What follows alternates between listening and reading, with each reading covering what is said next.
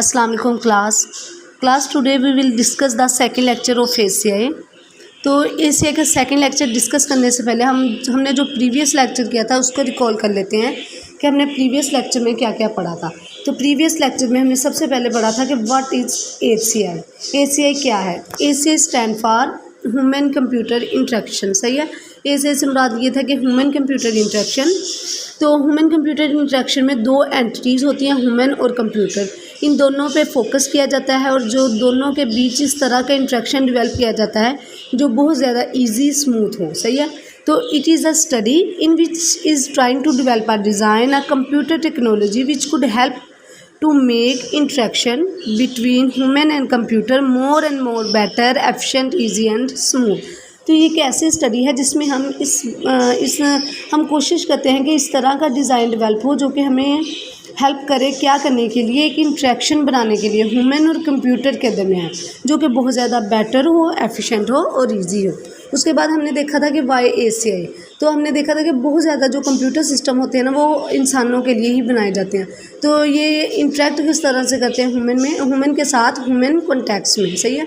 तो जब हम किसी भी इंटरफेस को डिज़ाइन करते हैं तो सबसे जो इम्पोर्टेंट चीज़ होती है वो ये होती है कि डिज़ाइन जो हो वो इफेक्टिव हो, एफिशिएंट हो, इजी हो और इंजॉयबल हो।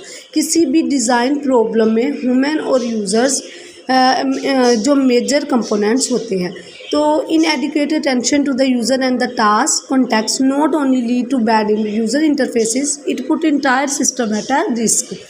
तो जो अगर हम यूज़र और इसके कॉन्टेक्स्ट पर प्रॉपर तवज्जो ना दे तो ना सिर्फ ये हमारे पास जो इंटरफेस हम डिज़ाइन कर रहे हैं वो बैड बनेगा, बल्कि ये हमें बहुत ज़्यादा रिस्क की तरफ भी ले जाएगा। सही है। तो इंसानों के लिए जो हमने टेक्निकल सिस्टम डेवलप करने थे इसने हमें शौक दिया कि हम बहुत ज़्यादा स्टडी की फील्ड्स को डेवलप कर सकते हैं। तो हमने फिर डेवलप किया था applied psychology, industrial engineering, ergonomics, human factors, man machine systems. सही है। तो जो अंडरस्टैंड करते हैं purpose, understanding the purpose and the context of the system is the key to allocating the function between the people and the machine and to designing their interaction. सही है। तो किसी भी सिस्टम, किसी भी पर्पज़ को अंडरस्टैंड करना एक की पॉइंट होता है। सही है। स्टूडेंट जो थे उन्होंने स्टडी किया था टेक्स्ट को लर्न करने के लिए, अंडरस्टैंड करने के लिए इंटरेक्टिव सिस्टम को। सही है। उसके बाद हमारे पास आया था कि major concern of ACI। Major concern कौन कौन से थे ACI के? पीपल था, कंप्यूटर था, टास्क था। तो पीपल, हम बाय पीपल हमारा ये मुराद था कि पीपल जो थे वो इंडिविजुअल भी हो सकता है, ग्रुप ऑफ पीपल भी हो सकता है, वो वर्किंग करेंगे टुगेदर। सही है। बाय कंप्यूटर हमारा मुराद ये था कि मतलब किसी भी रेंज का कंप्यूटर और टास्क जो कि कंप्यूटर और पीपल परफॉर्म करेंगे। सही है। Usability criteria of the product, जो यूजबिलिटी क्राइटेरिया था प्रोडक्ट में, इसमें हमारे पास तीन चीज़ें आती थी जो कि यूज़फुल थी, useful, usable and used. Useful में था कि अकम्प्लिश व्हाट इज़ रिक्वायर्ड, कि उस बात को मुकम्मल करना, जो कि उस चीज़ को मुकम्मल करना जो कि हमें रिक्वायर्ड है। यूजेबल के इसको यूज़ करना ईजी हो और ये नेचुरली हो, do it easily and naturally. Use make people want to use, इस तरह का अपने डिज़ाइन को, अपने इंटरफेस को बनाना कि लोग इसको यूज़ करना चाहेंगे। सही है। तो उसके बाद हमारे पास आया है फाउंडेशन ऑफ ACI। तो फाउंडेशन ऑफ ACI में था हमारे पास ह्यूमन। तो किसी भी डिज़ाइन, किसी भी इंटरफेस को डेवलप करने से पहले हम ह्यूमन को पर फोकस करते हैं। किसी भी डिज़ाइन में जो ह्यूमन होता है वो हमारा किसी भी डिस्कशन में, डिज़ाइन इंटरफेस के डिस्कशन में जो ह्यूमन होता है वो हमारा मेन पार्ट होता है, एक मेजर कंपोनेंट होता है। इसी पर फोकस करते हुए हम अपने डिज़ाइन को, इसी की फैसिलिटीज़, इसी के एडवांटेजेस को फोकस करते हुए हम अपने डिज़ाइन को, इंटरफेस को डेवलप करते हैं। सही है। The human, the user is after all the one whom computer system are design to assist. The requirement of the user should be the first priority for the design of the computer. Computer के design को develop करने के लिए हमारे जो user की requirement होती हैं वो हमारी फ़र्स्ट प्रायोरिटी होनी चाहिए। सही है। तो फिर जो आया था उसके बाद हमारे पास आया model human processor. Model human processor, इसको तीन साइंटिस्ट ने डेवलप किया था, कार्ड, मोरन एंड नर्वल ने। ये एक सिंप्लीफाइड व्यू है ऑफ द ह्यूमन प्रोसेसिंग। सही है। जो ये एक ह्यूमन प्रोसेसिंग का एक सिंप्लीफाइड व्यू था। تو ماڈل جو تھا وہ کمپرائزز 3 سب سسٹم. ماڈل ہمارے پاس 3 سب سسٹم پر مشتمل ہوتا ہے: perceptual system, motor system, cognitive system. جو پرسیپچول سسٹم تھا وہ ہینڈل کرتا تھا سینسری اسٹیمولائی کو from the out side world. صحیح ہے. کوگنیٹو سسٹم جو ہے ہمارا پاس وہ وچ کنٹرول دا ایکشن، یہ ہمارے ایکشن کو کنٹرول کرتا ہے. The cognitive system which provides the processes needed to connect the two. صحیح ہے. کوگنیٹو سسٹم جو ہمارے پاس ہے وہ ہمیں وہ پروسیسنگ مہیا کرتا ہے جس کی ہمیں ضرورت ہوتی ہے کسی بھی چیزوں کو جوڑنے کے لیے. تو each of the sub system has its own processor and memory. یہ جو سب سسٹم ہے ان کا اپنا پروسیسر اور میموری ہوتا ہے. صحیح ہے. The human model system also include a number of principles of operation which dictate the behaviour of the system under certain condition. جو ماڈل ہے ہمارے پاس اس کے پاس ایک نمبر آف پرنسپلز ہوتے ہیں جو کہ کسی بھی سسٹم کے بیہیویئر کو ڈکٹیٹ کرتے ہیں انڈر سرٹن کنڈیشن. صحیح ہے. اس کے بعد ہمارے پاس آیا ہے ہیومن انفارمیشن پروسیسنگ کیپیبلٹیز. تو اس میں آئے گا ان put out put channel. There are the 5 major senses. صحیح ہے. ان پٹ آؤٹ پٹ چینل یہ تھا کہ جب پرسنز انٹریکشن کرتا ہے with the out side world occurs through information being received and Saint. تو جو پرسن کی انٹریکشن ہوتی ہے آؤٹ سائڈ ورلڈ کے ساتھ وہ اس طرح سے اکر ہوتی ہے، کس طرح سے کہ انفارمیشن کے تھرو جب ہم انفارمیشن کو ریسیو اور سینڈ کرتے ہیں تو یہ ہوتی ہے ان پٹ اینڈ آؤٹ پٹ. تو ان پٹ اور آؤٹ پٹ کی یہ جو ہمارے پاس تھی نا ٹرم، اس نے ہمیں لیڈ کیا بہت زیادہ کنفیوژن کی طرف. تو سو we shall blur the distinction some what and concentrate on the channel involved. In put and the humans ان پٹ جو ہوتی ہے ان دا humans occurs mainly through the senses. جو ان پٹ تھی ہیومن میں وہ کس کے ذریعے اکر ہوتی ہے؟ سینسز کے ذریعے. اور آؤٹ پٹ جو ہے وہ through the ایفیکٹرز. There are the 5 major senses. ہمارے پاس 5 میجر سینسز ہیں: site, hearing, touch, test and the smell. تو یہ تھی ہیومن کی کیپیبلٹیز. اس کے بعد ہمارے پاس آیا تھا ہیومن میموری. صحیح ہے. جو ہیومن میموری تھی تو میموری ایک ایسا ایریا ہے جس میں ہم اپنے انفارمیشن کو ڈیٹا کو اسٹور کر سکتے ہیں پرماننٹلی یا ٹیمپریریلی. یہ ہم پہ ڈیپینڈ کرتا ہے. صحیح ہے. تو میموری جو تھی وہ سیکنڈ پارٹ ہے وہ آور model of the humans. Memory indeed much of our every day activities relies on the memory. ہماری جو ایوری ڈے کی ایکٹیویٹیز ہوتی ہیں وہ بہت زیادہ ریلائز کرتے ہیں کس پہ؟ میموری پہ. میموری جو ہے وہ ہمارا فیکچوئل نالج کو کنٹین کرتی ہے. ہمارے میموری میں ہمارا فیکچوئل نالج اسٹور ہوتا ہے. آور memory contains our knowledge of action اور پروسیجرز.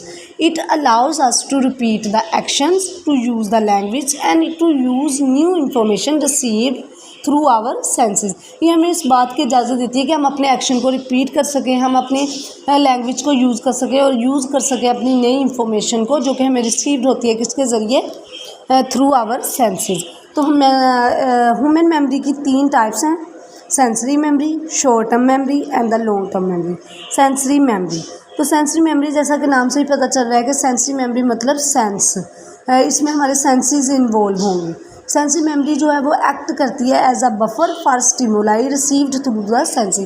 یہ ایکٹ کرتی ہے ایک بفر کے طور پر ان اسٹیمولائی کے لیے جو کہ ہمیں ریسیوڈ ہوتے ہیں کس کے ذریعے؟ سینسز کے ذریعے.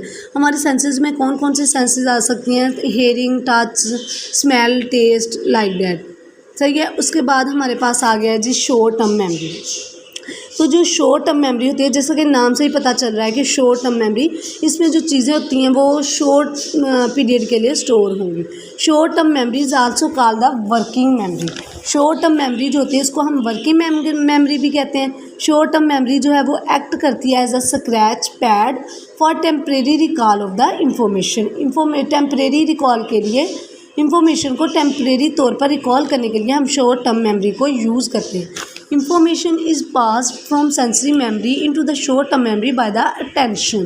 صحیح ہے. جو شارٹ انفارمیشن ہوتی ہے وہ پاسڈ ہوتی ہے سینسری میموری سے شارٹ ٹرم میموری میں کس کے ذریعے؟ اٹینشن سے. صحیح ہے. شارٹ ٹرم میموری کو ہم اگر کمپیئر کریں لانگ ٹرم میموری کے ساتھ تو اس کو ہم ایکسیس کر سکتے ہیں ایزیلی، ریپڈلی.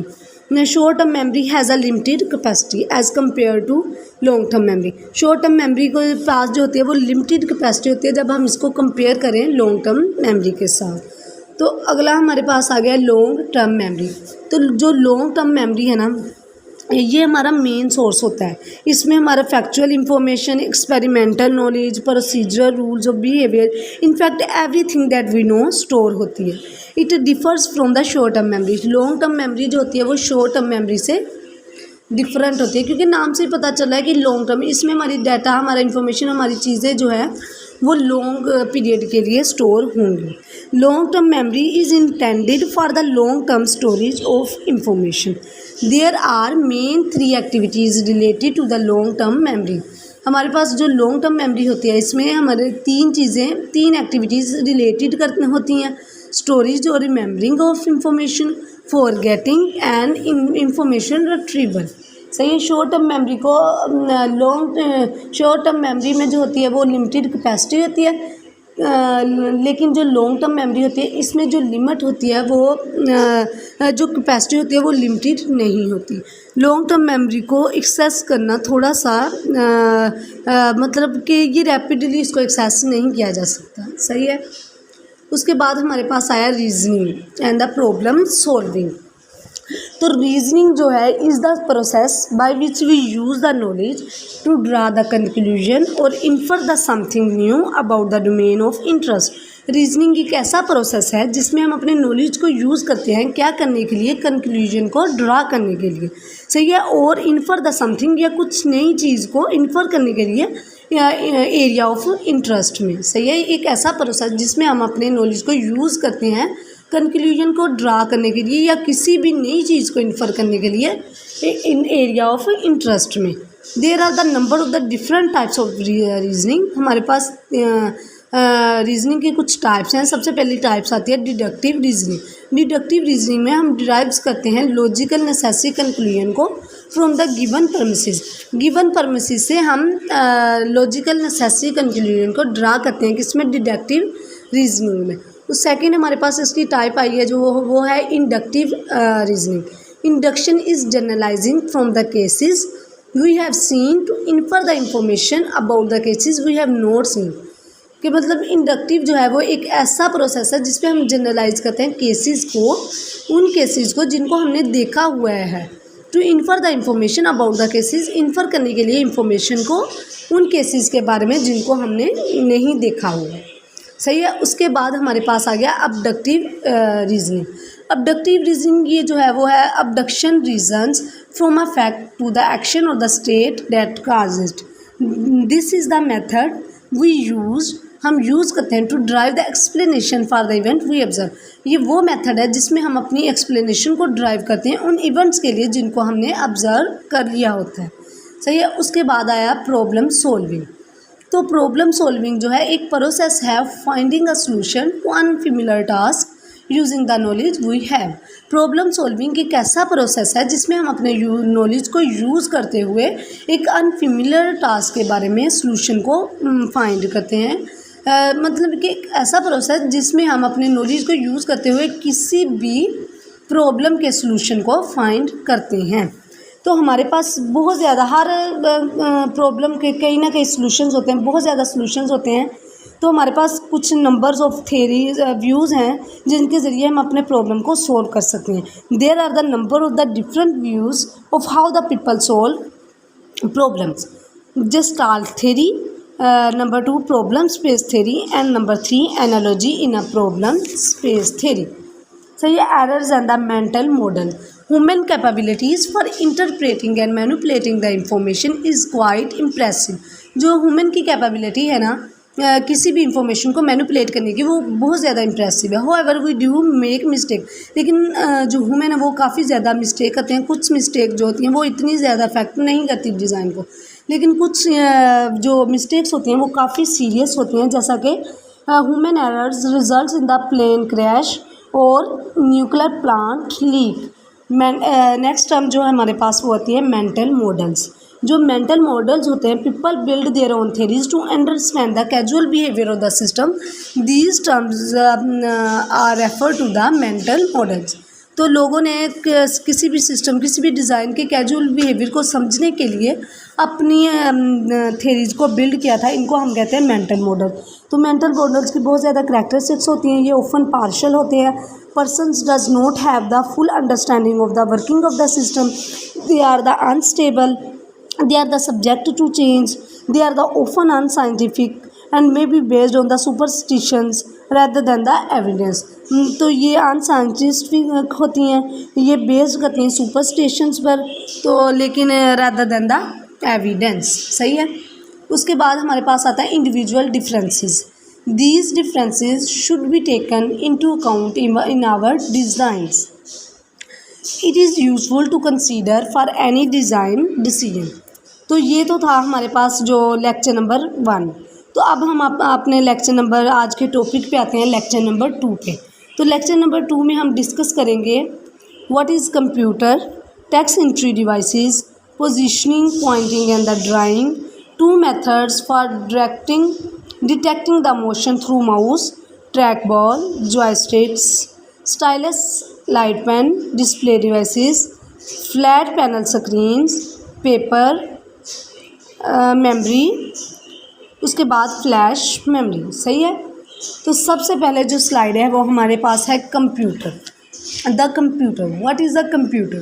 تو as you know computer is an electronic machine which is use to solve a different problem according to the instructions given to it. Computer ایک الیکٹرانک مشین ہے جس کو یوز کیا جاتا ہے ٹو سولو کرنے کے لیے ڈفرینٹ پرابلم کو according to the instructions given to it. Computer ایک ایسی مشین ہے جو کہ ڈفرینٹ پرابلم کو سولو کرتا ہے انسٹرکشن کو یوز کرتے ہوئے جو کہ اس کو دی جاتی ہیں. صحیح ہے. تو computer is the combination of various elements. These components interact with each other for functioning of the system. Computer جو ہے ایک کمبینیشن ہوتا ہے آف دا ویریس ایلیمنٹس. بہت زیادہ ایلیمنٹس کا کمبینیشن کو کمپیوٹر کہتے ہیں. دیز کمپوننٹس, یہ جو کمپوننٹس ہوتے ہیں, یہ جو ایلیمنٹس ہوتے ہیں وہ انٹریکٹ کرتے ہیں ود ایچ ادر, ایک دوسرے کے ساتھ, for the functioning of the system, system کے فنکشننگ کے لیے. تو صحیح ہے. کمپیوٹر ایک ایسی مشین جو کہ بہت ہمارے کمپلیکیٹڈ پرابلم کو سولو کرتی ہے اکارڈنگ ٹو دا انسٹرکشنز. صحیح ہے. جو کہ کمپیوٹر کو دی جاتی ہیں. تو کمپیوٹر ایک ایسی مشین ہے جس کو ہم جو بہت زیادہ کمپلیکیٹڈ پرابلم کو سولو کر سکتی ہے, بہت زیادہ کمپلیکیٹڈ, جو کہ ایک انسان کے لیے ناممکن ہوتا ہے. اگر فرض کریں کہ اگر انسان کافی کمپلیکیٹڈ ایک کمپیوٹیشن ہے, کہ مطلب ہم نے کیلکولیشن کرنی ہے, وہ کافی لمبی ہے, تو انسان اگر کرے گا, ایک ہیومن کرے گا, تو اس کو کرنے کے لیے کافی وقت درکار ہوگا. لیکن اگر یہی سیم کام ہم اپنے کمپیوٹر سے کروائیں گے تو کمپیوٹر اس کو بہت چند سیکنڈ میں کر کے ہمیں دے دے گا. صحیح ہے. تو یہ ایک ایسی مشین ہے جس نے کمپیوٹر نے ہمارے بہت زیادہ مطلب پرابلم کو سولو کیا, ہماری زندگی میں, ہماری لائف میں اسے کافی زیادہ ایزینس مہیا کی, ہمیں پرووائڈ کیا کہ ہم مطلب کہ انسانوں کے لیے کافی زیادہ جو پرابلم تھے نا وہ سولو ہوتے گئے تھرو کمپیوٹر.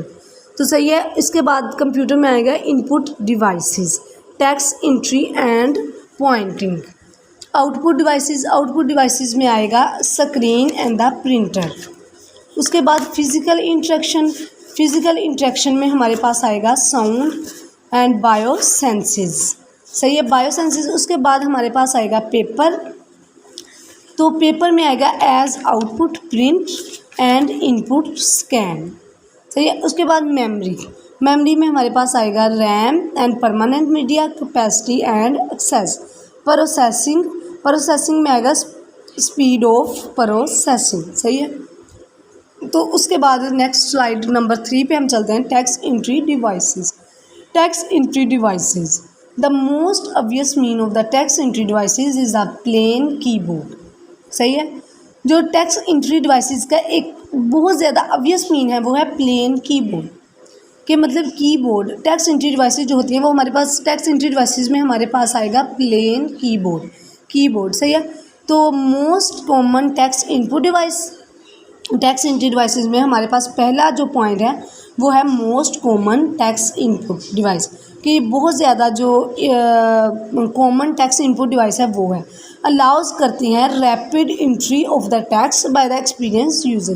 یہ ہمیں الاؤ کرتی ہیں کہ ہم جو ٹیکسٹ ہے ان کی ریپڈ انٹری کریں بائی دا ایکسپیرینس یوزرز. کی پریسز دا closures connection causing the character code to be sent. صحیح ہے. Usually connected by the cable. یہ جو ٹیکسٹ انٹری ڈیوائسز ہوتی ہیں وہ ہمارے پاس یوزلی کنیکٹڈ ہوتی ہیں بائی دا کیبل. یہ اکثر جو ہوتی ہیں وہ کنیکٹ ان کو کیا جاتا ہے کیبل سے، وائر سے، بٹ کین بی وائرلیس، لیکن یہ وائرلیس بھی ہو سکتی ہیں. تو کیونکہ ٹیکسٹ انٹری ڈیوائسز کا جو obvious مین ہے وہ ہے پلین کی بورڈ. تو کی بورڈ جو ہے وہ is still one of the most common in put device is use today. کی بورڈ جو ہے از بہت زیادہ کامن ان پٹ ڈیوائس ہے جو ابھی تک یوز ہو رہی ہے. صحیح ہے. تو کی بورڈ اٹ از یوزڈ، کی بورڈ کو ہم کس مقاصد کے لیے یوز کرتے ہیں؟ کی board it is used for entering the ٹیکسچوئل data and the command. کی بورڈ جو ہوتا ہے اس کو ہم اپنے ڈیٹا کو، ٹیکسٹ ڈیٹا کو انٹر کرنے کے لیے یا اپنی کمانڈ کو انٹر کرنے کے لیے یوز کرتے ہیں. تو کی بورڈ جو ہوتے ہیں وہ کافی ٹائپس کے ہوتے ہیں. الفا نیومیرک کی بورڈ ہوتے ہیں، کوڈ کی بورڈ ہوتے ہیں. تو کی بورڈ پہ کافی زیادہ کیز ہوتی ہیں جن کو ہم اپر کیز، لوئر کیز بولتے ہیں. تو اس پہ بٹنز ہوتے ہیں، ان کو پریس کرتے ہوئے ہم اپنے ڈیٹا، جو یوزرز ہوتے ہیں وہ اپنے ڈیٹا کو انٹر کرتے ہیں. اپنے ڈیٹا کو انپٹ، مطلب کوئی بھی چیز کو انپٹ کمپیوٹر میں کرنے کے لیے ہم کی بورڈ کو یوز کرتے ہیں. تو جو یہ کی ٹیکسٹ انٹری ڈیوائسز ہوتی ہیں یہ یوزلی کنیکٹڈ ہوتی ہیں بائی دا کیبل. ان کو ہم کیبل کے ذریعے بھی کنیکٹ کر سکتے ہیں، وائرس کے تھرو کنیکٹ کیا جاتا ہے، یا پھر یہ وائرلیس بھی ہوتی ہیں. تو نیکسٹ ہمارے پاس جو سلائیڈ ہے وہ positioning, pointing and the drawing. صحیح ہے. تو ہینڈ ہیلڈ پوائنٹنگ ڈیوائسز، جو ہینڈ ہیلڈ پوائنٹنگ ڈیوائسز ہوتی ہیں ان میں ہم کہہ سکتے ہیں کہ جو ہینڈ ہیلڈ ڈیوائسز ہیں وہ ویری کامن، یہ بہت زیادہ عام ہے، ان کو عام یوز کیا جاتا ہے. Easy to use. Hand held pointing devices جو ہوتے ہیں وہ ان کو یوز کرنا بہت زیادہ آسان ہوتا ہے. Easy to use. تو یہ اس کی کریکٹرسٹکس میں آتی ہیں. ہینڈ ہیلڈ پوائنٹنگ ڈیوائسز کی کریکٹرسٹکس کیا ہوتی ہیں کہ ویری کامن، بہت زیادہ کامن ہے، ان کو بہت زیادہ یوز کیا جاتا ہے. Easy to use. تو ان کو یوز کرنا بہت زیادہ ایزی ہوتا ہے. صحیح ہے. اس کے بعد ٹو کریکٹرسٹکس، اس کی دو کریکٹرسٹکس ہیں. Smooth movement. ان کی جو موومنٹ ہے وہ بہت زیادہ اسموتھ ہوتی ہے. بٹنز، ان میں بٹنز لگے ہوتے ہیں. کسی بھی ٹاسک کو پرفارم کرنے کے لیے بٹنز موجود ہوتے ہیں. تو positioning, pointing and the devices. Pointing devices میں ہمارے پاس آ جائے گا ماؤس، ٹریک بال، جوائے اسٹکس، اس طرح کی چیزیں.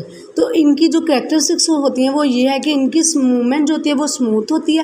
ان میں بٹنز ہوتے ہیں usually from 1 to 3 buttons on the top. کہ بٹنز کتنے ہوتے ہیں؟ عام طور پر 1 یا 3 بٹن ہوں گے. کہ کہاں پر؟ ٹاپ پر. یوز کیے جاتے ہیں for making a selection. Button کس مقاصد کے لیے یوز ہوتے ہیں؟ For making a selection. Selection کرنے کے لیے، کسی بھی آئیکن کو سلیکٹ کرنے کے لیے ہم بٹنز کو یوز کرتے ہیں. Indicating an option. کسی بھی آپشن کو انڈیکیٹ کرنے کے لیے ہم یوز کرتے ہیں کس چیز کو؟ بٹنز کو. اور ٹو انیشیٹ ڈرائنگ، یا کسی بھی ڈرائنگ کو سٹارٹ کرنے کے لیے ہم بٹنز کو یوز کرتے ہیں. تو یہ کریکٹرسٹکس تھیں positioning, pointing and the drawing devices کی. تو پوائنٹنگ ڈیوائسز میں ہمارے پاس آئیں گی ماؤس، ٹریک بال، یہ والی چیزیں، جوائے اسٹکس. صحیح ہے. Light pen, styles. تو یہ ایک پوائنٹنگ ڈیوائسز کے طور پر کام کرتے ہیں. تو جو سب سے پہلے ہمارے پاس آتی ہے پوائنٹنگ ڈیوائس وہ ہوتا ہے mouse. Mouse is a pointing device which is a still common use. Mouse جو ہے ہمارے پاس وہ ابھی تک یوز کیے جانے والی پوائنٹنگ ڈیوائس ہے. صحیح ہے. یوزر جو ہوتا ہے وہ اسکرین پر جو کرسر آتا ہے اس کو کنٹرول کرنے کے لیے ماؤس کو یوز کرتا ہے. User control the movement of the cursor by using the mouse. Mouse کے اوپر 2 بٹنز ہوتے ہیں. صحیح ہے. ان بٹنز کو ہم کس مقصد کے لیے یوز کرتے ہیں؟ کسی بھی آئیکن کو سلیکٹ کرنے کے لیے، کسی بھی آپشن کو انڈیکیٹ کرنے کے لیے ہم بٹنز کو یوز کرتے ہیں. بٹن جو ماؤس جو ہوتا ہے وہ ہم کسی بھی ڈیسک پر، کسی بھی فلیٹ سرفیس پر یوز کر سکتے ہیں ماؤس کو. صحیح ہے. کچھ ماؤس جو ہوتے ہیں وہ وائرلیس ہوتے ہیں، کچھ ماؤس کو ہم کنیکٹ ہوتے ہیں وائرس کے تھرو. صحیح ہے. تو جو ماؤس ہوتے ہیں، ماؤس کی 2 methods for detecting the motion through mouse. تو 2 میتھڈ جو موشن، تو ماؤس کی موشن کو ڈیٹیکٹ کرنے کے لیے ہمارے پاس 2 میتھڈز ہوتے ہیں. Mechanical and the optical. सही है, मैकेनिकल सबसे पहले हम मैकेनिकल को देखते हैं। मैकेनिकल जो होता है, ball on under side of the mouse turn as the mouse is move. Mechanical mouse में क्या होता है कि इसके अंदर एक बाल लगी होती है। सही है, तो ये बाल मूव करती है जैसे ही माउस को हम मूव करते हैं बाल भी साथ साथ मूव करती है। ये किसकी बात की जा रही है? मैकेनिकल माउस की। तो मैकेनिकल माउस में क्या होता है कि जो इसके अंदर एक बाल लगी होती है, जो ball on under side of the mouse turn as a mouse is move. जैसे ही हम माउस को हरकत करते हैं तो ये माउस के बाल जो होती है वो भी हरकत करना स्टार्ट करती है। रोटेट्स ऑर्थोगोनल पोटेंशियोमीटर, ये रोटेट होती है और ऑर्थोगोनल पोटेंशियोमीटर्स में। सही है, उसके बाद आया next point, can be use on almost any flat surface. जो मैकेनिकल माउस है हम उसको यूज़ कर सकते हैं किसी भी फ्लैट सरफेस पर, किसी भी फ्लैट सरफेस पर, किसी भी फ्लैट सतह पर हम मैकेनिकल माउस को यूज़ कर सकते हैं। सही है, मैकेनिकल के हमारे पास 3 पॉइंट्स है कि इसके अंदर बाल लगी होती है under side of the mouse, ये रोटेट्स करती है orthogonal potentiometer and can be use on almost any flat surface, और इसको हम किसी भी फ्लैट सरफेस पर यूज़ कर सकते हैं।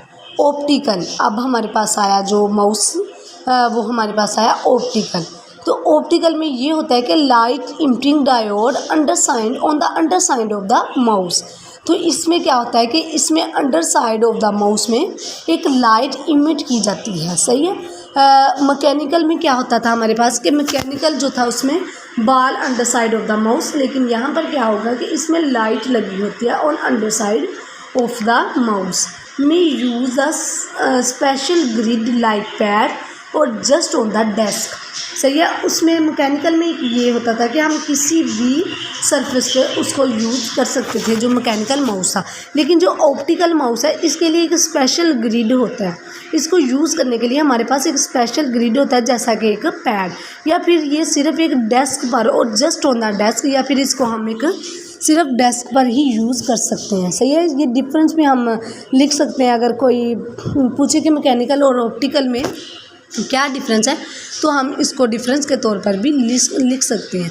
Less susceptible to dust and the dirt, ये लेस सस्पेक्टिबल होता है डस्ट और डर्ट से। सही है, तो ऑप्टिकल में हमारे पास क्या पॉइंट है कि इसमें लाइट, मैकेनिकल में क्या था कि उसमें बाल होती है, इसमें ऑप्टिकल में क्या लाइट होती है under side of the mouse. इसको हमें यूज़ करने के लिए हम किसी भी फ्लैट सरफेस पे इसको यूज़ नहीं कर सकते जैसा कि हमने मैकेनिकल माउस को यूज़ कर सकते हैं। इसके लिए ऑप्टिकल माउस के लिए हमें स्पेशल ग्रिड की ज़रूरत होती है लाइक अ पैड और जस्ट ऑन अ डेस्क। सही है, ये लेस सस्पेक्टिबल होता है टू डस्ट एंड डर्ट, ये इन दोनों में डिफरेंस भी किया जा सकता है। सही है, उसके बाद हमारे पास आया ट्रैक बॉल। सही है, जो ट्रैक बॉल है ना वो हमारे पास आया कि track ball is a pointing device like a mouse की तरह की। ये हमारे पास एक ट्रैक बॉल जो है हमारे पास एक पॉइंटिंग डिवाइस है, किसकी तरह की? माउस की तरह की। The body of the track ball can not move. सही है, जो बॉडी होती है ऑफ द ट्रैक बॉल की इज़ नॉट मूव, जो ट्रैक बॉल की बॉडी होती है वो मूव हरकत नहीं कर सकती। जबकि जैसा कि हम माउस को हरकत मूव कर सकता है ना माउस एक जगह से दूसरी जगह पर, लेकिन जो ट्रैक बॉल है वो मूव नहीं कर सकता। ये होती तो पॉइंटिंग डिवाइस है माउस की तरह की, लेकिन ये माउस की तरह मूव नहीं कर सकता। जिस तरह हम अपने माउस को मूव करवा सकते होते हैं ना, कर्सर की पोजीशन को कंट्रोल करने के लिए एक जगह से दूसरी जगह मूव कर सकता है, लेकिन ये ट्रैक बॉल जो होता है इसकी बॉडी मूव नहीं कर सकती। The body of the track ball can not move. सही है, जो बॉडी होती है of the track ball can not move. Track ball contains a ball export on the surface. Ball is rotated inside static housing. सही है, तो track ball जो होता है उसके ऊपर उसकी सरफेस पर एक बॉल लगी होती है। बॉल की मदद से हम क्या करते हैं, स्क्रीन पर जो कर्सर है उसको कंट्रोल करते हैं। सही है कि ट्रैक बॉल में इसके सरफेस पर एक बॉल लगी होती है, बॉल की मदद से हम क्या करते हैं, जो स्क्रीन पर कर्सर है उसकी मूवमेंट को हम कंट्रोल करते हैं। یہ سلائڈ پہ نہیں ہے، میں ایک ایڈیشن جو ہوتا ہے نا آپ کو وہ بتا رہی ہوں کہ ٹریک بال کی جو کریکٹرسٹکس ہیں وہ کیا کیا ہوتی ہیں، ٹریک بال کس طرح سے بنا ہوتا ہے. صحیح ہے. To move the pointer on the screen per pointer کو موو کرنے کے لیے you role the ball with your تھم. تو کسی بھی پوائنٹر کو اسکرین پر موو کرنے کے لیے ہم کیا کرتے ہیں کہ جو ٹریک بال پر بال لگی ہوتی ہے اس کو ہم اپنے تھم کے ساتھ رول کرتے ہیں. صحیح ہے. جو بال لگی ہوتی ہے اس کا مقصد کیا ہوتا ہے، اس کا مقصد یہ ہوتا ہے کہ ہم اس کو اپنے تھم سے رول کرتے ہیں. تو جو اس پوائنٹر ہوتا ہے اسکرین پر وہ روٹیٹ کرنا سٹارٹ کر دیتا ہے. There are usually on 1 to 3 buttons next to ball. Track بال میں کیا ہوتا ہے کہ ہمارے پاس 3 بٹنس ہوتے ہیں. ماؤس میں بھی ہمارے پاس بٹن ہوتے ہیں، ٹریک بال میں بھی ہمارے پاس بٹنس ہوتے ہیں. صحیح ہے.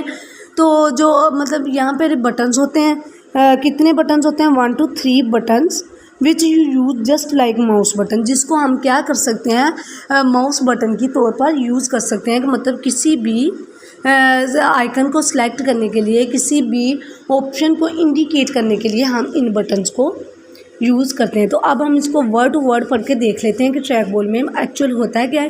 کہ بال از روٹیٹیڈ ان سائڈ دا اسٹیٹک ہاؤسنگ. جو فرسٹ پوائنٹ ہے اس میں ہمیں بتایا جا رہا ہے کہ جو بال ہوتی ہے اس کو روٹیٹیڈ ہوتی ہے کس میں، مطلب کہ ٹریک بال میں ایک بال لگی ہوتی ہے like an up side down mouse. صحیح ہے. ایک اپ سائڈ ڈاؤن ماؤس کی طرح ایک بال لگی ہوتی ہے. Relative motion moves کرسرز. جو ریلیٹیو موشن ہوتی ہے وہ کیا کرتی ہے، کرسر کو حرکت کرتی ہے، کرسر کو موو کرواتی ہے. سیپریٹ بٹن ہوتے ہیں فار پکنگ. اس میں ٹریک بال میں ہمارے پاس کیا ہوتا ہے، سیپریٹ بٹنز ہوتے ہیں فار پکنگ یا کسی بھی سلیکٹ آئیکن کو سلیکٹ کرنے کے لیے. Very fast for gaming. یہ بہت زیادہ فاسٹ ہوتی ہے کس کے لیے؟ گیمنگ کے لیے. گیم کھیلتے وقت یہ ٹریک بال جو ہوتے ہیں وہ بہت زیادہ فاسٹ ہوتے ہیں. تو اب ٹریک بال کہاں پر یوز ہوتے ہیں؟ Track ball used in some portable and the note book computer. Track بال جو ہوتے ہیں وہ کچھ پورٹیبل کمپیوٹرز میں and the note book computers میں یوز ہوتے ہیں. صحیح ہے. تو ہوپ سو آپ کو ٹریک بال کی اچھے طریقے سے سمجھ آ گئی ہوگی کہ ٹریک بال جو ہوتا ہے ایک پوائنٹنگ ڈیوائس ہے. صحیح ہے. کس طرح کی؟ لائک اے ماؤس کی طرح کی ایک پوائنٹنگ ڈیوائس ہے. تو اس کی کچھ کریکٹرسٹکس تھی وہ ہم نے ڈسکس کی. اس کے بعد نیکسٹ پوائنٹ پہ چلتے ہیں، وہ ہمارے پاس ہے جوائے اسٹک. جوائے اسٹک بھی is also a pointing device like a mouse. Joy stick جو ہوتی ہے ایک پوائنٹنگ ڈیوائس ہوتی ہے. کس طرح کی؟ یہ بھی ایک ماؤس کی طرح کی پوائنٹنگ ڈیوائس ہے. It consist of the stick. یہ ایک اسٹک پر مشتمل ہوتی ہے جوائے اسٹک، کیونکہ اس کے نام سے ہی پتہ چل رہا ہے joy stick. It consist of a stick. یہ ایک اسٹک پر مشتمل ہوتی ہے. ایز دا اسٹک، جیسے ہی stick move the angle and the direction is recorded and the cursor on the screen. ٹھیک ہے. جیسے ہی ہماری اسٹک موو کرتی ہے جو اینگل اور ڈائریکشن ہوتی ہے اور کرسر ہوتا ہے اسکرین پر وہ بھی موو کرتا ہے. صحیح ہے. جوائے اسٹک بھی ایک پوائنٹنگ ڈیوائس ہوتی ہے کس طرح کی؟ ایک ماؤس کی طرح کی. اس میں ایک اسٹک لگی ہوتی ہے جو جیسے ہی ہماری اسٹک موو کرتی ہے جو ہمارا کرسر ہوتا ہے اسکرین پر وہ بھی موو کرتا ہے. It can move the right, left, forward and the backward.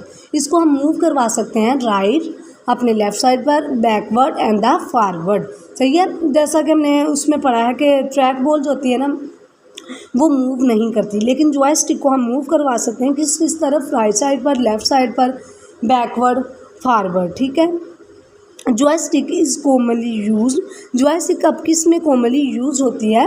For video games, flight control and especially military fast jet. صحیح ہے. کمپیوٹر، یہ جو جوائے اسٹک ہوتی ہے اس کو ہم کس میں یوز کر سکتے ہیں؟ کمپیوٹر گیمز میں. صحیح ہے. جو ہمارے پاس فلائٹ کنٹرول ہوتا ہے اس میں، and the military fast jet. صحیح ہے. تو اب ہم اس کی سلائڈ پہ آتے ہیں جوائے اسٹک پر، اس کو ورڈ ٹو ورڈ پڑھ کے دیکھ لیتے ہیں کہ انڈائریکٹ، یہ انڈائریکٹ ہوتی ہے. Pressure of a sticks is equal to velocity of the movement. جو پریشر ہوتا ہے اسٹک پر، کیونکہ جوائے اسٹک میں ایک اسٹک ہوتی ہے جس کو جب اسٹک موو کرتی ہے تو ہمارا کرسر جو ہوتا ہے اسکرین پر موو کرتا ہے. تو یہاں پہ بتایا جا رہا ہے جو پریشر ہوتا ہے of the stick is equal to velocity of the movement. Buttons for a selection. Mouse کی طرح، ٹریک بال کی طرح اس میں بھی جوائے اسٹک میں بھی بٹنس ہوتے ہیں बटन्स किस मकसद के लिए होते हैं? For selection. सही है, सिलेक्शन के लिए बटन्स हमारे पास मौजूद होते हैं, मतलब किसी भी आइकन को हमने सेलेक्ट करना है तो हमारे पास बटन होते हैं, हम इन बटन्स को प्रेस करेंगे। सही है, जॉयस्टिक में बटन्स कहाँ पर मौजूद होते हैं? ऑन द टॉप और on the front like a trigger. Joystick में जो बटन्स होते हैं वो टॉप, जॉयस्टिक की टॉप पर मौजूद होते हैं, ऑन अ फ्रंट पर, लाइक अ ट्रिगर की तरह। ऑफन यूज्ड, ये अक्सर यूज होती हैं फॉर द कंप्यूटर गेम्स में, एयरक्राफ्ट कंट्रोल्स में, एंड द 3D नेविगेशन और 3D नेविगेशन में। सही है कि ये किन किन में यूज़ होती हैं? हमारे पास जॉयस्टिक्स कंप्यूटर गेम्स में हम इनको यूज़ कर सकते हैं, एयरक्राफ्ट कंट्रोल में यूज़ कर सकते हैं, 3D नेविगेशन में हम इनको यूज़ कर सकते हैं। उसके बाद हमारे पास आया स्टाइलस।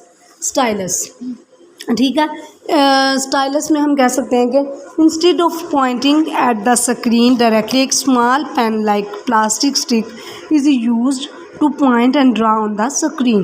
तो मतलब कि स्क्रीन पर डायरेक्टली ड्रा करने की बजाय हमारे पास एक small pen like plastic stick, small pen होता है जो कि प्लास्टिक की स्टिक की तरह का होता है, इसको यूज़ करते हैं टू पॉइंट और ड्रा करने के लिए on the screen.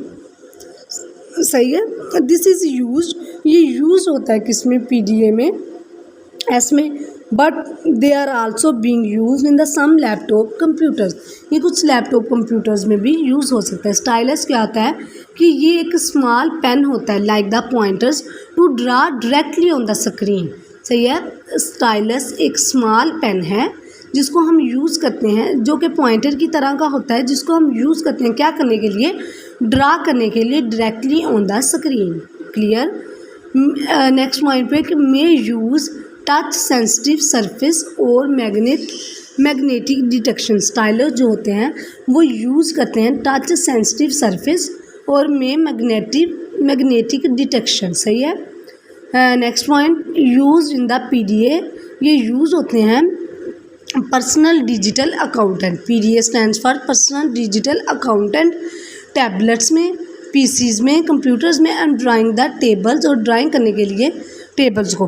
But also being used in the some laptop computer, लेकिन ये कुछ लैपटॉप कंप्यूटर्स में भी यूज़ हो सकते हैं। ठीक है, क्लियर। अब हम चलते हैं लाइट पेन पर। लाइट पेन क्या होता है कि एक older technology that is used in the same way is light pen.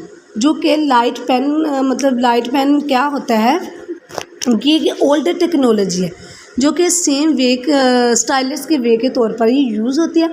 जो लाइट पेन में जो पेन होता है is connected to the screen by the cable. सही है, ये कनेक्ट होती है स्क्रीन के साथ, किसके थ्रू? केबल के थ्रू। जो पेन है लाइट पेन में वो कनेक्टेड होता है स्क्रीन के साथ, किसके थ्रू? केबल के थ्रू।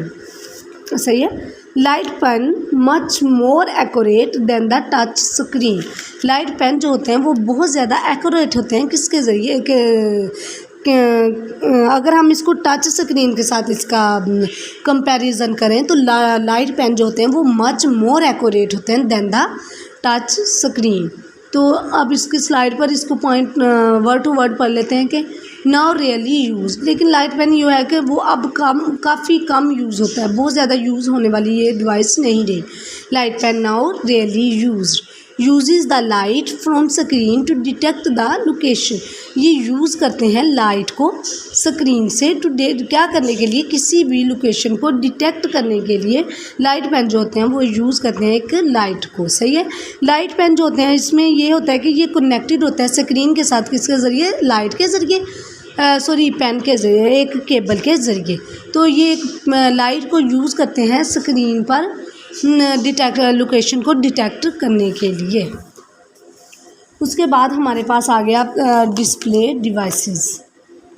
डिस्प्ले डिवाइसेस में सबसे पहले हमारे पास आ गए डिस्प्ले डिवाइसेस में हमारे पास आएंगी मोनीटर्स। तो मोनीटर्स भी काफ़ी टाइप्स के होते हैं। मोनीटर में सबसे पहले हमारे पास आएगा CRT मोनीटर। सही है। CRT मोनीटर जो होते हैं वो होते हैं हमारे पास cathode ray tubes. Cathode ray CRT stand for cathode ray tubes. तो डिस्प्ले डिवाइसेस मतलब कि जो मोनीटर्स हमारे पास होते हैं, सही है।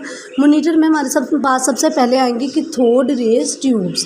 Cathode rays tube CRT monitor मतलब कि cathode rays tubes is the television like computer screen. Cathode ray tubes जो है वो एक टेलीविज़न लाइक कंप्यूटर स्क्रीन है। ये किस तरह का मोनीटर होता है, जिस तरह का हमारे पास कंप्यूटर स्क्रीन, जिस तरह की कंप्यूटर की स्क्रीन होती है ना, बिल्कुल उसी तरह का ये एक टेलीविज़न है लाइक कंप्यूटर स्क्रीन की तरह। स्टिल मोस्ट कॉमन एज जो अभी तक बहुत ज़्यादा कॉमन है, as but rapidly being replaced by the flat LCD screen. लेकिन इसको बहुत तेज़ी के साथ इसको रिप्लेस किया जा रहा है किसके साथ, flat LCD screen. Cathode rays tubes क्या होती हैं, कैथोड रेज ट्यूब जो है वो एक टेलीविज़न है किस तरह का, कंप्यूटर स्क्रीन का। स्टिल मोस्ट कॉमन, जिसको अभी तक बहुत ज़्यादा कॉमन यूज़ किया जा रहा है। तो कैथोड रेज ट्यूब जो होती हैं ये वर्क करती हैं कि it works as a similar way to the standard television screen. जो हमारे पास स्टैंडर्ड टेलीविज़न स्क्रीन है बिल्कुल उसी तरह हमारे पास कैथोड रेज ट्यूब वर्क करती है। कैथोड रेज ट्यूब वर्क किस तरह से करती है कि इसका जो काम करने का तरीका वो बिल्कुल सिमिलर होता है किसकी तरह, स्टैंडर्ड टेलीविज़न स्क्रीन की तरह। एक स्ट्रीम कैथोड रेज ट्यूब में क्या होता है कि stream of the electron is emitted from a electron gun. जो एक स्ट्रीम होती है इलेक्ट्रॉन्स की एक स्ट्रीम इम्प्टीड होती है इलेक्ट्रॉन गन में। कैथोड रेज ट्यूब में क्या होता है कि इसमें हमारे पास एक इलेक्ट्रॉन गन होती है। इलेक्ट्रॉन गन में से हमारे पास स्ट्रीम ऑफ द इलेक्ट्रॉन इम्प्टीड होती है, focused and directed by the magnetic fields, सही है। हिट फॉस्फोरस कोटेड स्क्रीन, फिर वो हिट करता है फॉस्फोरस कोटेड स्क्रीन को, विच ग्लो जो कि ग्लोज होती है। या डिस्प्ले डिवाइसेस में कैथोड रेज ट्यूब जो है वो यूज़ होती है in the TVs and the computer monitors में और कंप्यूटर मोनीटर्स में, सही है। समझ आ गई कि कैथोड रेज ट्यूब बेसिकली जो है ना ये एक टेलीविज़न ही है जो कि कंप्यूटर स्क्रीन की तरह होता है। ये वर्क करता है किस तरह से, एक स्टैंडर्ड टेलीविज़न स्क्रीन में। इसमें क्या होता है कि इसमें हमारे पास स्ट्रीम ऑफ द इलेक्ट्रॉन्स इम्प्टीड होती है फ्रॉम द इलेक्ट्रॉन्स गन से, सही है, जो कि जिसको फोकस किया जाता है मैग्नेटिक फील्ड्स में, फिर वो इसको हिट किया जाता है फॉस्फोरस और फिर ये ग्लो करती है। कैथोड रेज ट्यूब जो होती हैं वो यूज़ होती हैं TVs में और कंप्यूटर मोनीटर्स में, सही है। उसके बाद नेक्स्ट स्लाइड नंबर 10 पे चलते हैं। उसमें हमारे पास टॉपिक है flat panel screen. Flat panel screen में क्या होता है कि सबसे पहले हम देखेंगे हाउ इट वर्क्स, ये किस तरह से काम करती है। Top plate transparent and polarised. Top plate जो होती है इसमें प्लेट्स होती हैं, सही है। फ्लैट पैनल स्क्रीन में प्लेट्स लगी होती है। जो टॉप प्लेट होती है वो ट्रांसपेरेंट होती है और इसको पोलराइज्ड किया जाता है। Bottom plate reflecting. Top plate को क्या किया जाता है, इसमें दो प्लेट होती हैं, top plate and the bottom plate. Top plate को क्या करते हैं इसको हम ट्रांसपेरेंट और इसको पोलराइज्ड करते हैं। बॉटम प्लेट जो होती है इसको रिफ्लेक्ट किया जाता है, सही है। नेक्स्ट पॉइंट पे आते हैं कि light passes through the top plate. Light जो होती है वो पास करती है किसके ज़रिए, टॉप प्लेट के, एंड क्रिस्टल और क्रिस्टल के ज़रिए, एंड रिफ्लेक्ट बैक, और इसको रिफ्लेक्ट बैक किया जाता है टू आई, और फिर रिफ्लेक्ट बैक हो जाती है टू द आई, क्योंकि इसमें हमारे पास दो प्लेट्स होती हैं, top plate and the bottom plate. Top plate जो होती है उसको पोलराइज किया जाता है और जो बॉटम प्लेट होती है उसको रिफ्लेक्ट किया जाता है। जो लाइट होती है इसमें वो पास करती है किसके ज़रिए, टॉप प्लेट के, और फिर ये रिफ्लेक्ट कर जाती है बैक टू द आई में। Voltage applied to the crystal. Voltage होता है इसमें फ्लैट पैनल स्क्रीन में ये होता है कि वोल्टेज अप्लाइड किया जाता है टू द क्रिस्टल को चेंजेस पोलराइजेशन। ये जो वोल्टेज अप्लाई करते हैं हम क्रिस्टल को, ये क्या करता है कि जो पोलराइजेशन होती है उसको चेंज कर देता है, और हैंस कलर, और इस तरह फिर इसके कलर को भी चेंज कर देता है, सही है। क्योंकि जो लाइट है वो पास करती है किसके ज़रिए, टॉप प्लेट में, और फिर क्रिस्टल के ज़रिए, फिर रिफ्लेक्ट बैक कर दिया जाता है उसको आई में। तो इसको फिर एक वोल्टेज अप्लाइड किया जाता है, वोल्टेज अप्लाइड किया जाता है किसको, क्रिस्टल को। तो ये हमारी पोलराइजेशन और फिर कलर को चेंज कर देती है, सही है। उसके बाद हमारे पास आया नेक्स्ट स्लाइड नंबर 11। उधर हमारे पास टॉपिक है पेपर, ठीक है। Printing and the scanning. Printing में ये होता है कि image made from the small dot, image जो है इनको हम इमेजेस जो होते हैं इनको मेड किया जाता है फ्रॉम द स्मॉल डॉट्स के ज़रिए। ये अलाउज करते हैं एनी करैक्टर सेट और the graphic to be printed, सही है। ये अलाउ करते हैं कि किसी भी करैक्टर सेट को या ग्राफिक को टू बी प्रिंट होने के लिए ये अलाउ करते हैं। इसके कुछ फीचर्स होते हैं, क्रिटिकल फीचर्स, सही है। क्रिटिकल फीचर में हमारे पास आती है resolution, size and the spacing of the dots.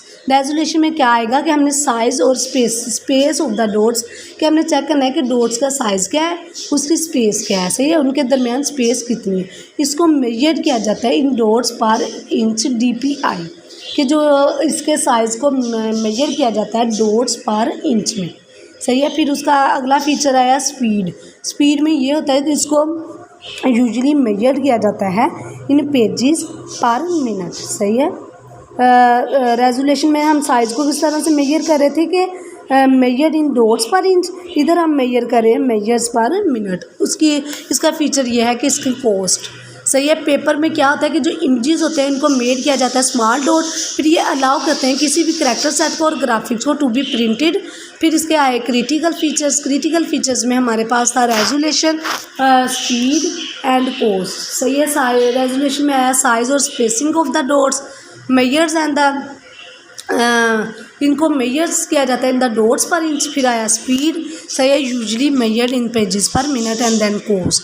फिर हमारे पास आगे प्रिंटर्स की हमारे पास कुछ टाइप्स हैं, dot matrix printer, inkjet printers and the laser printer. Dot matrix printer ये यूज़ करते हैं लिंक्ड रिबन, लाइक अ टाइपराइटर। डॉट प्रिंटर जो होते हैं वो यूज़ करते हैं लिंक्ड रिबन को।